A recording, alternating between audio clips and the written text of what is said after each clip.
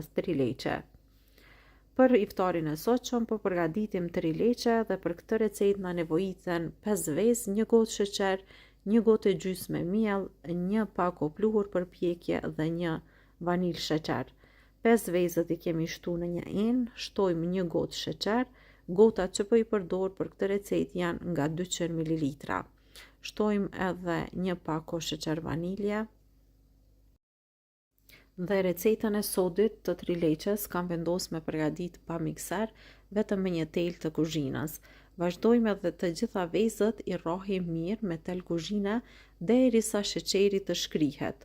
Për afërsisht 3 minuta, besoj që do ju mjaftojnë që sheqeri të shkrihet mjaftueshëm. Edhe vezët do të rrohen mirë. Pasi që i kemi rrohur vezët mirë, shtojmë miellin edhe pluhurin për pjekje.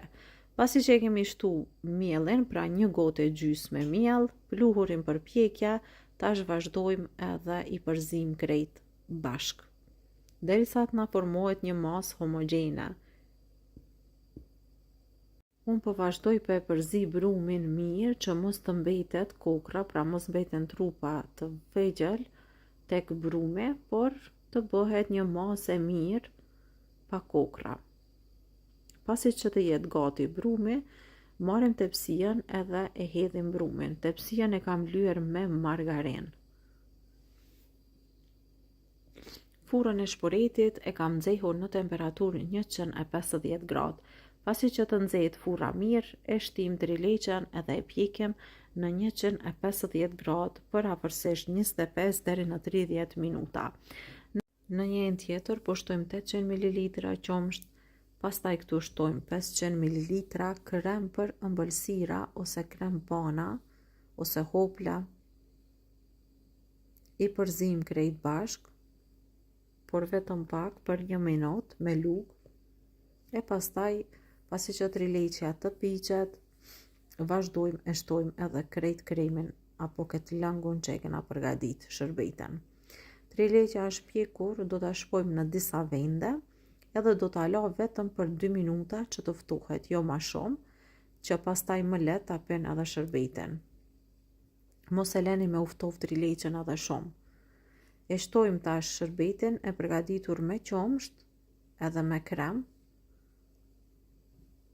Krejt shërbetin duhet ja hedhim trileqes. Unë ju them se kjo recetë është një nga recetat më të mira dhe që mundet me përgatit çdo kush. Pa mikser e përgatisim një recetë tepër të mirë edhe tepër të shishme. Mbi po e hedhim krem karamelin që e kam nxehur që të bëhet më i holl, i kam shtuar pak ujë edhe po e vreni se sa kollaj po shtrihet mbi trileqen.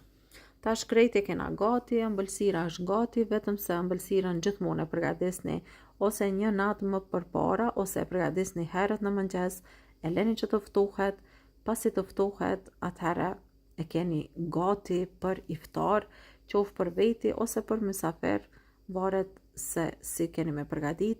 Unë ju them se kjo recetë e trileqes ja vlen të provohet, edhe pse e përgatitur me dorë, por është bërë tepër e mirë e shishme, mund ta vreni edhe këtu, brumi është perfekt, trileqja është tepër e mirë, ju bëft mirë nëse e përgatisni. Tash nuk na mbetet asgjë tjetër, vetëm se t'ju dëshirojmë një ditë të mbar, një agjërim të lehtë dhe të pranuar të gjithë agjëruesve.